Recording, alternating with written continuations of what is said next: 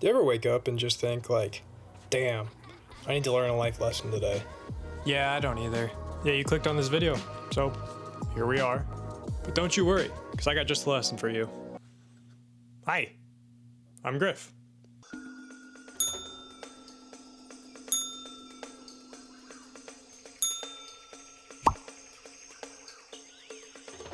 This story starts on that Italy trip I made a video about a few days ago. You know how I said that one thing about that one professor in that video? I also got to get to know 1.5 new professors. One of them is really cool. You might hear about her later.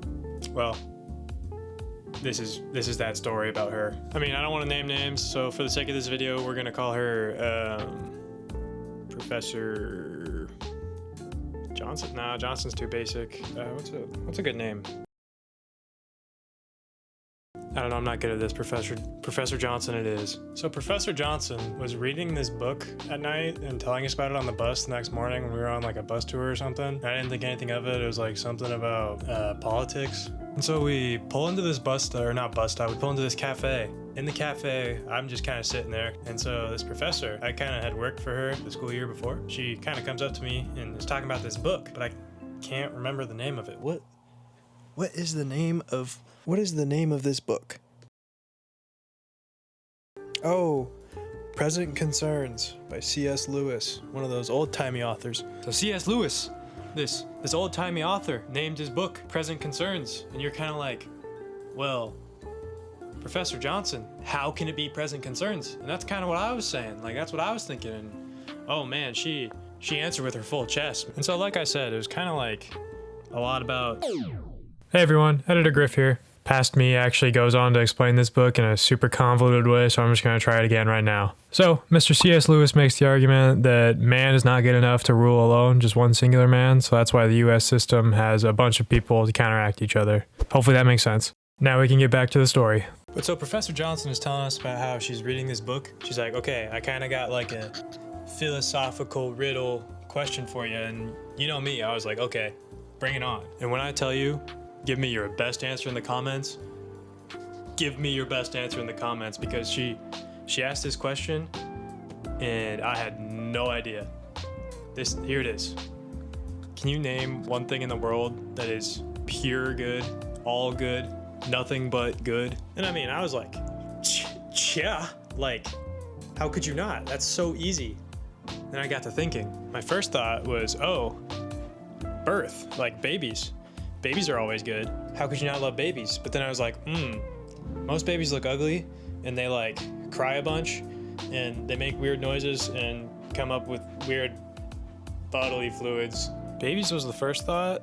Then I really couldn't think of anything, because like man in general, like once you get brought into society, there's no going back. Like humans are terrible.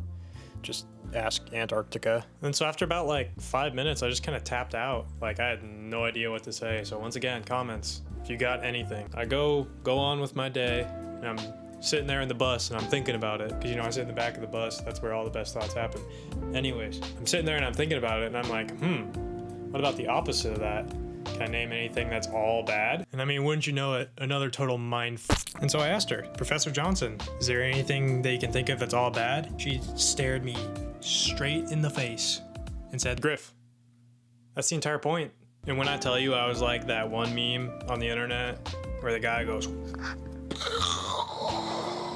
So yeah, I don't know why it took me that long, but now that I had eliminated both sides of the spectrum, I could finally say, oh my goodness, nothing is all good and nothing is all bad. And then I said it again. Nothing is all good.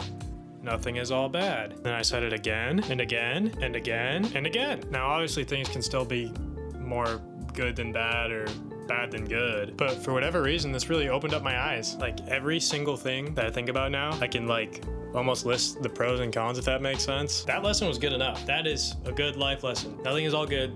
Nothing is all bad. But then my little like single freshman philosophy class little self wanted to take it further. So then I got to thinking, what is the best thing compared to the drawbacks, or the best pros to the con? I had one answer: love. Real love. What's the drawback to love? It's when it ends.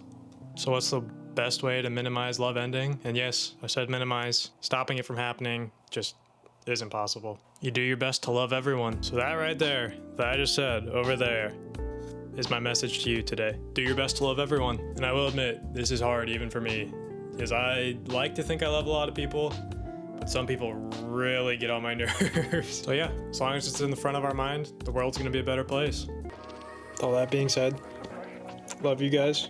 Keep being awesome. Thank you.